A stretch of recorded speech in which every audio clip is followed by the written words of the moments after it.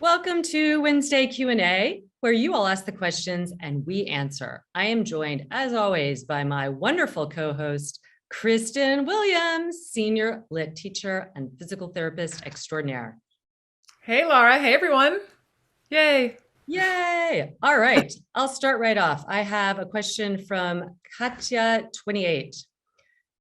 She says, I have a question. I have a weak upper back shoulder area and also a weaker core than I'd like. Has been worse though. However, I noticed that whenever I try to strengthen my upper back and or shoulders by doing small exercises such as modified plank, push-ups, or basically anything, my trapezius immediately hardens, which results in stiff shoulders and often a headache due to muscle tension. How can I strengthen my upper back, shoulders, and prevent my trapezius getting overexcited? It happens on both sides. I am hyperflexible in my lower spine and have slight scoliosis, but that doesn't bother me. That's a great question. And we see a lot, Katya. I can start, I definitely. There's one more thing she wrote, sorry, Yeah. because this might also cue us in. The scoliosis doesn't bother me. And besides walking my dog, I rarely really exercise, partly also because of this issue. So now I'll go with that information. Yeah. Talking, I'm going to let Orlando in. Okay. No, you are not alone.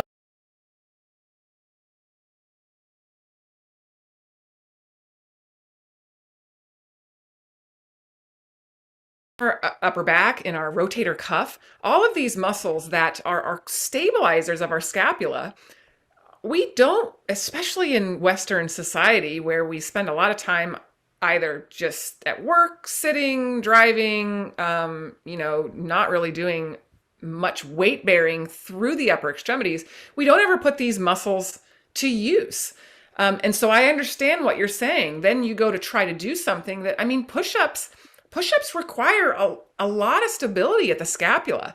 And if you don't have those muscles, and it's not just about strength, Katya, it's also about the way it fires. So working together, we call that neuromuscular education. How is your brain mapping? How efficient are you at using the muscles together?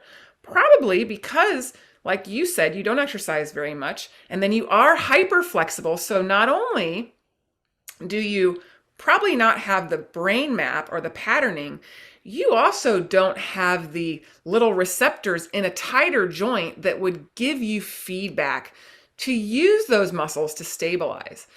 People who are tighter tend to have a better ability to kick on those proximal stabilizers because they can feel the restriction, not even restriction, they can feel the movement easier because they have a tighter joint system.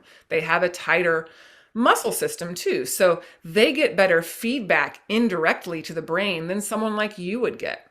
So your best bet is going to be starting really from the basics. And it can be something as simple as open chain exercise where you're doing some boring, trust me, they're boring, but open chain, rotator cuff stuff, rowing stuff where you're not lifting the arms up. And what I like about that is that's when your upper trap starts to kick on. Your upper trap gets busy, or being a busybody, when you start to come above 90 degrees usually, because the other muscles are like, wait, what do we do? And so the upper trap, I've got it. And so then you can get tight.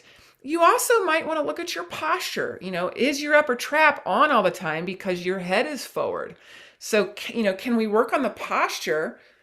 Our triple S, we talk about ears over shoulders over hips to get that stability from below and above, which allows the upper trap to not be so on all the time. Yours is just, it's used to working and the others are used to not working.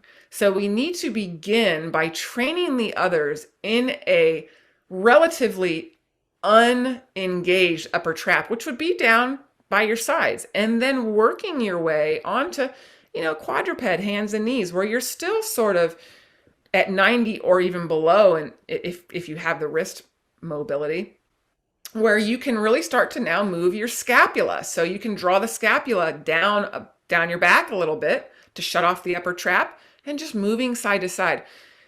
It would be so much fun to work with you because it would be like you are a blank slate and there's so much to learn, is my guess.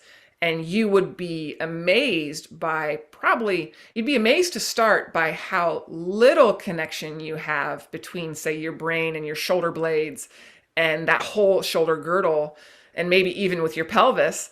And then to see that growth and see how it affects you by way of now you can start doing things like push-ups and not getting headaches and not getting neck pain because everything is working more efficiently and together more effectively.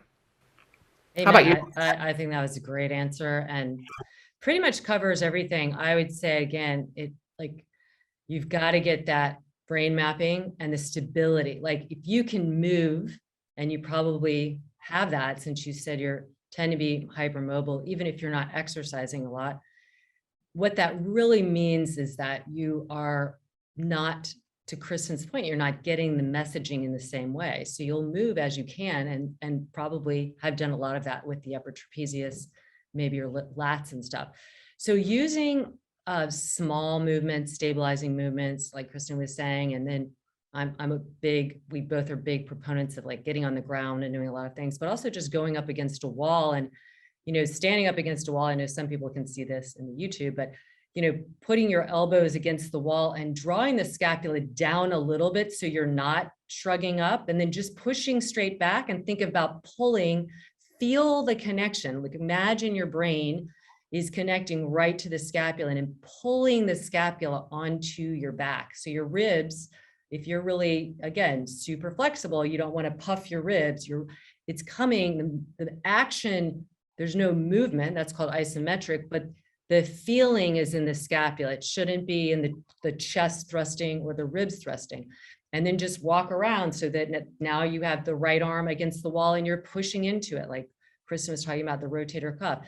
And before you do it, again, think of the scapula, draw it down and in a little bit and hold it in as you push against the wall. So it's the holding of that scapula steady that is going to start to create that memory and that brain mapping that you need for that stability. And then you get on, you get on your hands, then you start moving. That requires dynamic stability. So you're moving and the scapula is still stabilizing dynamically. I imagine when you're moving, maybe in a push-up or something, the shoulders are moving all over the place, and that's going to go right up into the upper trapezius. And you've got to stabilize the scapula and not let it move around. It'll be a lot harder. And as you mentioned, your core is not probably as stable as it needs to be.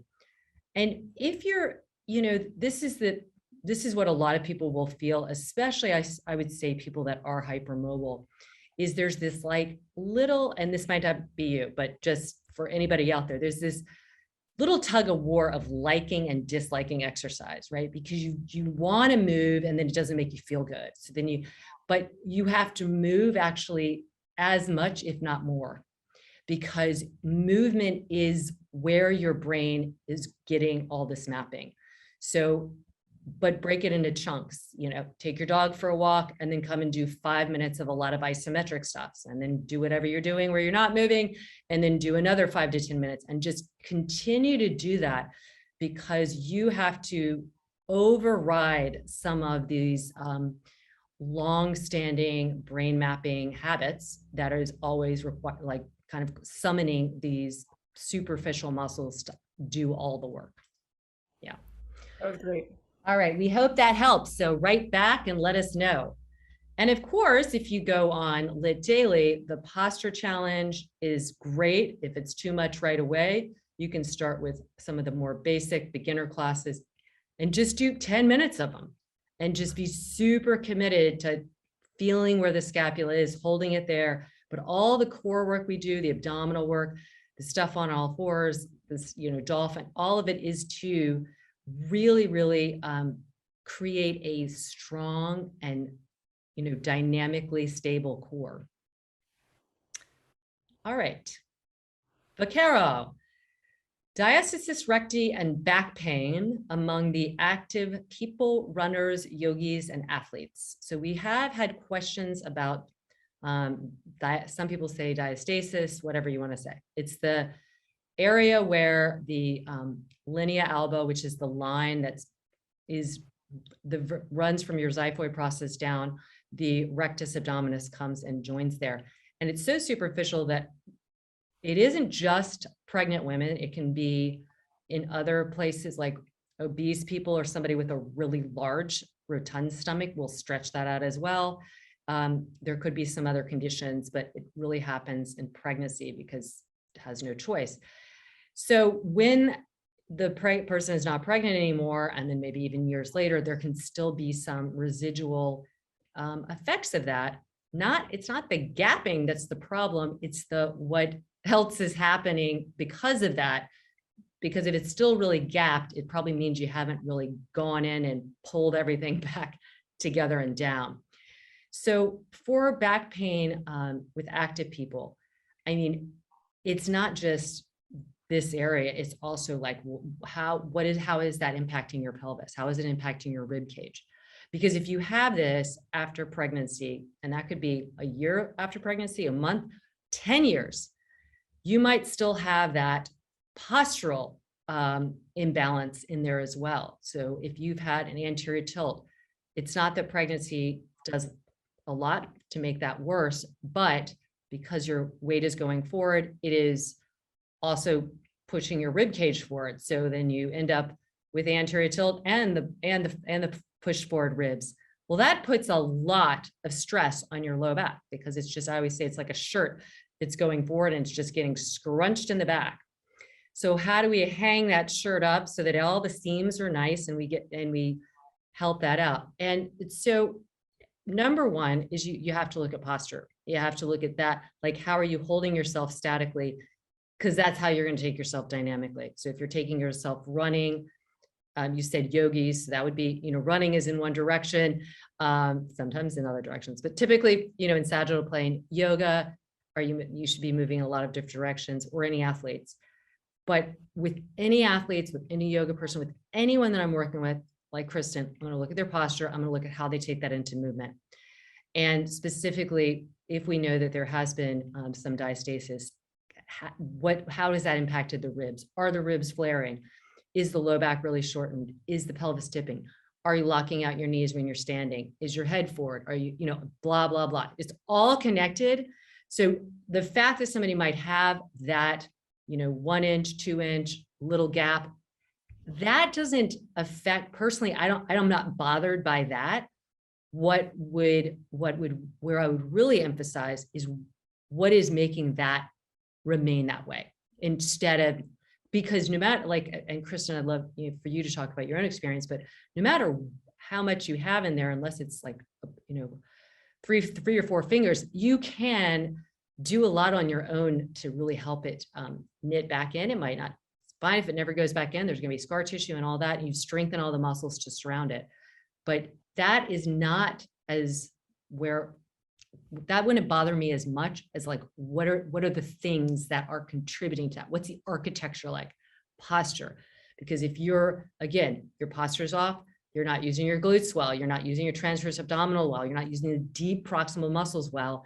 And so the diastasis will continue to feel weakened and will strain the low back more. Love to hear any add-ons to that and your own personal experience. Yeah, well, I mean, Laura knows when we moved to New Jersey, my youngest was 3, and she was my biggest baby, but I have 3 children, and I did, core work. I mean, I probably did crunches, but that's it. I was a runner, I was a marathoner, and I would go to the gym sometimes and, do little exercises there, but not core, certainly not lit core. And so, when I started doing lit yoga, and then especially when I got into teacher training, I've always had certainly since my 3rd, I've had diastasis recti, where, and I still, when I come back, I don't know if I can do it to where you guys can see it, but, I still, if you can see that split right there where I can get, my fingers in between where my abdomen. I used to go back and you would see it. You can see it dome a little bit, see? So it's not, it used to be like an alien. It'd be like, I mean, because it was the soft tissue structures, my guts coming through. I started with lit where, and started with the core was so, you know me. I mean, I had angry ab experiences. Like our favorite story is me walking out of teacher training during one of the abs because I was like, I saw red because it was so hard for me. I literally was like, I felt this anger and I was like, I gotta leave. I left and I walked around the block and Laura just, Well, I first remember you called me over and you like, is it normal to feel like I don't know if you said I want to kill somebody or just so angry. And I was like, why don't you go take a walk? And you were like, shoo, right off the mat. Yeah. yeah. And this, because it was so hard and I was fit, super fit. But I was not dialed in. And you remember you talking about my low back fascia was really tight because I was still anteriorly tilted. I still have to watch that. But you can see, you guys, if you're on the YouTube, if you're not watching us on YouTube, go back and watch that video, and you should be able to see where I still have diastasis recti, but it is hard for me to make that come out because I'm dialed in, and I have corrected everything, and I'm a work in progress. I will watch myself and be like, oh man, I'm still tilting in that, because this is years of not, of biasing one way. That's the good news. The good news is you can look at someone like me who I remember I was embarrassed by it. I couldn't come up to sit without just being like, bleh, this, and I had back pain, but not, I'm a physical therapist. So I know what to do. I would self-treat, but the ab work, the core work in lit yoga is what I give everyone. And it is what I recommend for everybody. If there's nothing you can do the reset, do it every single day. And your diastasis recti will thank you. Reset the pelvis so you can open up that back fascia. It'll change your life. And you can live with a split and not have it affect you in the way that it used to affect you when you weren't. I think that's a really important point to just drive in is the split is not, it's not weakening the front. It's stressing the back, Yeah. because if you strengthen the front, you're giving support. You have to think of not just front and back, but in between. It's like the peanut butter. I was doing a class the other day and it was like, bread in front, bread in back. It's the in between. Like we're really that's where you need to get in and package it, right? So it's not loose and, that sandwich and your lettuce falls out, this falls out. It's like really, it's held in because then that front, all the stuff underneath where that superficial line is going to be strong and holding that low back. And so if somebody has low back pain, they've got to do this strong, deep, ab work that we do. You just have to. It's imperative and then it'll translate into all these other things that you're talking about. So that's what when people bring that up, that's what I immediately just bring it about. It's not about the fact that you have a gap. It's like, what are we going to do? Like, how is that impacted the other stuff? Yeah. It's just not working well together because the front package is no longer working. So the back of the package is taking all the strain. That it's like the uneven peanut butter jelly. Yes. All right, we got time for one more question here. So let's see. I have it. Trying to go through something we haven't seen. All right.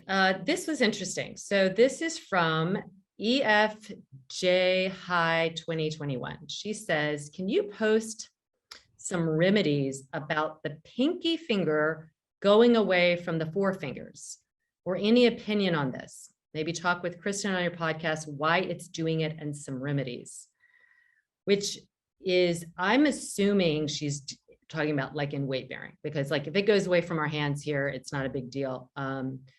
I think this was in response to something that I posted with weight bearing, and then she wrote this. So why don't you talk about like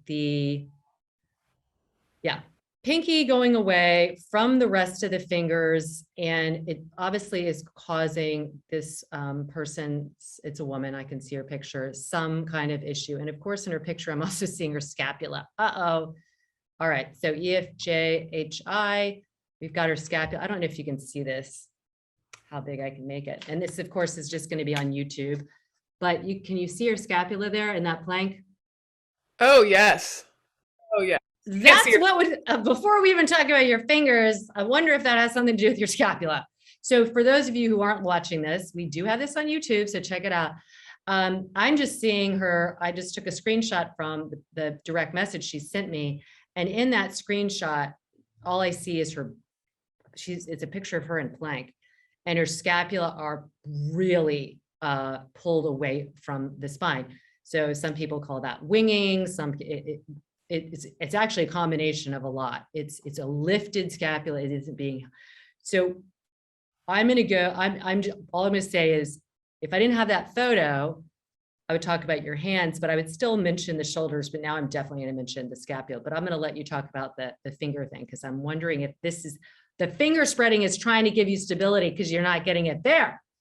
That was that was exactly what I was going to say before even thinking about the scapula is, if the pinky's going out, you're trying to find stability. When you think about how roots grow on a tree, they grow out to create stability. I just got the shivers. Yeah. I love that analogy. Yes. You think it's like, oh, I need to go this way because we got to balance. Yeah. Exactly. That's how we think about, just even when you balance, if you're pitching forward, you're going to take something backwards. So that would be my first guess, is your pinky is coming out. Maybe you're rolling your weight, over to that side. So it's taking more. So it's coming out, and looking now at your scapula. And first of all, I don't know what we're just going to call you E. I'm going to call you E. The way you look in that plank is how many, many, many people look in that plank. It is, planks are super hard, and we really don't give them the credit that they're due, because the ability to lock a scapula well, or even know where neutral is, and to also have the core engaged, so we're not letting the ribs fly, is super challenging. But that could be what your pinky's doing, can absolutely be in response to what's happening up above. Because the pinky's not very strong. Your little abductor minimi, the muscle that abducts that pinky finger, it's not gonna provide much stability, but it's gonna try. So I think of that more like just like that, that little, it's like a tripod, and it's most likely from something that's up higher. So I would look at, yes, we see your scapula, they are popping up. So if you can imagine, these are your scapula on your back, yours are like this.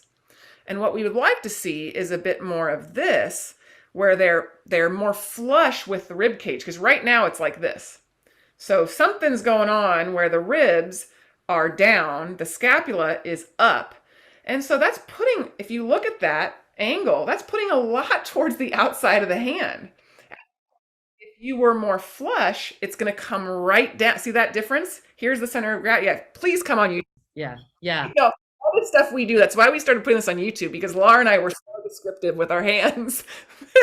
No, it's really true, because if the scapula, if my arm, everybody can try it, put your arm straight on in front, and then just let that scapula kind of slide over, away from the midline. It's already going to take that pinky side forward some. Well, then if you're weight bearing through there, that sliding over is just not only sliding over, it's like being left behind as your chest is hanging. So that's going to put that weight bearing on that pinky. And to Kristen's point, the roots are going to try, and that's a lot of weight to go just on that ulnar side of the hand. So you want your hand, the weight bearing balanced. You want it really primarily in the thumb, the second finger, and then a little bit in the pinky is in there, but right through the second finger is where it comes into the wrist joint. And that's where we want that energy line. And so if you're getting it over into that pinky, that really, I think we solved it. I think it's coming from the scapula is not being integrated well. And as Kristen said, you are not alone. This is not something to be like hitting yourself, because if we all did planks and nobody ever told us any cueing on it, we would all do that, right? So I know I did that for many years. And then I learned more after going into PT school and working with stroke patients who had literal, like, no scapula stability. And that was the first place we went. Even if their arm is dangling down here, we went to the scapula, because to give the whole arm support, you have to get that scapula. It's like, it is your foot, essentially. It's the reverse. Like, it is your foot from your leg. Like, you've got to get that foot tacked onto your ribs so that you can feel stable. So yeah. And I would also say, I mean, I love a spread hand and a plank. I love to spread the roots, but if it feels like it's happening almost inadvert, like she was almost describing it as if it was like, I can't, I think that's what you're stabilizing. So there's nothing I hate more than a plank like this too. No. We want our spread. We want the spread fingers, but you You don't want want them overly spread, because you want that just right. Overly spread, you're going to lose some of that integrity that you want from the palm into the wrist. So these were great questions, as always. What a delight this was. And you can write us. You can always write an email if you don't do Instagram for some reason, support@lityoga.com, or you can Instagram direct message us. I'm at Laura.Hyman, and KB is at KBWilliams99. Thank you so much, my dear. This was wonderful as always. as always. All right. Love you. Love you too. And we are always pulling for you.